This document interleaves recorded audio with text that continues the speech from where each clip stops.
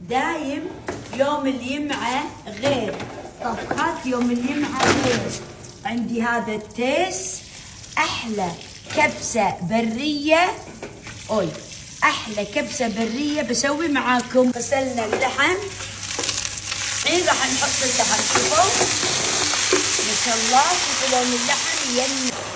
نحط الماء، حطيت اللحم بالقاعة والحين أحط العيش.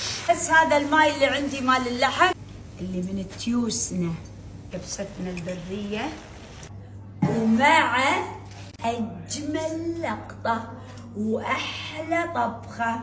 وشوفوا الكبسة، شو اللي ينن بدون نخي. طبعا تدرون إن أصعب شيء النشاب، خاصة إذا كان العيش واللحم كذي. شوفوا شوفوا شوفوا شوفوا، أصلا ما يحتاج. شوفوا العيش ما شاء الله بروحه يتفتش، متفتش وجاهز. شوفوا. وهذا غدا يوم اليمعة ما شاء الله تبارك الرحمن. شوية ما يمنع نحط من الكزبر شوية بطاط.